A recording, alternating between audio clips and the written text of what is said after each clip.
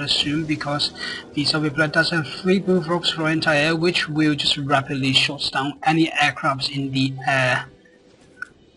But now without tank support, this army from the Soviet player is going to be very vulnerable to this force here, which is primarily consistent of infantry, which the Sickle is supposed to be a counter of, but with this number I don't think it's going to do the job. And the Soviet player now does have his 3rd refinery up, so economically he is on par with the Allies player. He's looking to establish a 4th refinery at the 10 o'clock of the map here, but it is going to be spotted by the Allies player. But I think this is a pretty smart maneuver from the Soviet player here, because he knows that his opponent does not have much of an army to speak of, so he's feeling pretty safe to expand here without worrying too much that a large army, ground army, would push into his main base and destroy vital structures. And only thing he needs to do is to position 3 of the bullfrogs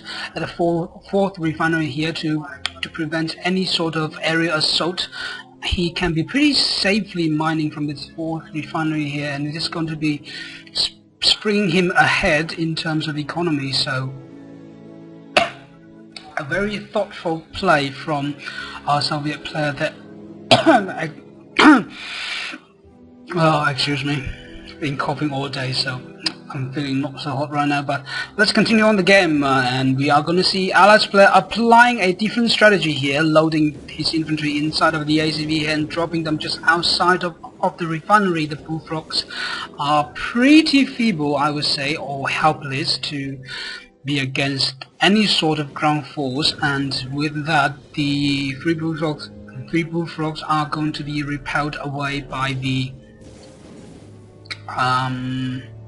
infantry force, and then a ACV from the Allies player there, and a beautiful decision making there, just building a wall to slow down the attack from the javelin launchers just by so much that this MCV can survive until the ground force come in to reinforce this location and save the MCV from dying. And we are going to see the MCV moving into the water here, trying to avoid the infantry pressure from the Allies player there, and the Allies player positioning one of the Apollo fighters at this location of the map, looking to establish a total air dominance. But I don't think it does matter at this moment, since his opponent does not have has any form of Air Force, but he has his airfield up, and he has produced out a trim play here, looking to do some pretty heavy harassments, I would assume. But with this large amount of force, both ground force and air force from our Allies player, I don't think the Soviet player would have much to do with this. He will have to be very efficient with this army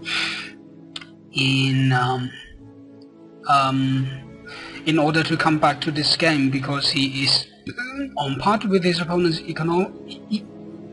economically, but his attempt to expand has failed excuse me, has failed time and again, so he has sustained pretty heavy losses at the earlier points of the game. Now that he does not have the ground army necessary to deal with this force from the Allies player here, he is going to be in quite the trouble here. But now the decision making of the pro player is going to come in handy here. We see the 3 bullfrogs preserved from the previous engagement here is going to be doing the Soviet player quite a heavy favor here, preventing any form of aerial bombardment effectively from the Allies player. But with some beautiful micros and phenomenal positioning, the Allies player would be able to use the Air Force pretty effectively, destroying one of the tanks here. At this moment of the game, any tank does matter, because you need a large enough force in order to defeat your opponents. And now the Soviet player is changing his army positioning, army composition. He is transitioning heavily into the air-to-surface units. So with the bullfrogs for anti-air, there's nothing really that the Apollo fighters can do, and the Allies player, recognizing that, is going to bring 2 of the IFV here trying to bring some surface to air forces as well, and he's going to shoot down the 3 twin blades from the Soviet player here. This engagement here is looking very close. Now the Soviet player is continuing the production of the hammer tanks here. He has 2 at the moment. Oh no, the thing that's coming out is actually a terror drone, so let's see if this terror drone can turn the tide of the battle, and indeed he has infected one of the Guardian tanks here. Now the tank number of the Allies player here is not going to be critical enough to destroy the structures here quick enough before the terror drone can tear past this vehicle here. But the Air Force is going to come in for another round of bombing round, and is going to put the Soviet player to sleep. GG, ladies and gentlemen.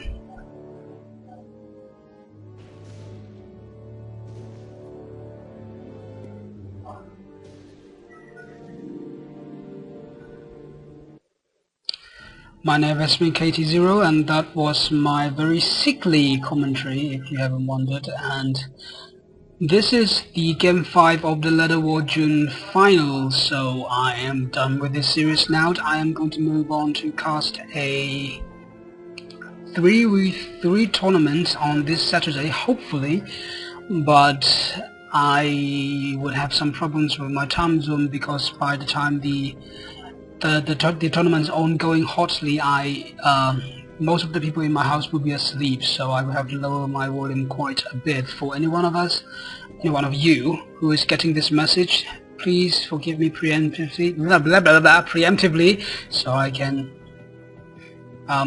do my thing. Okay, my name is KT0, and I will see you next time.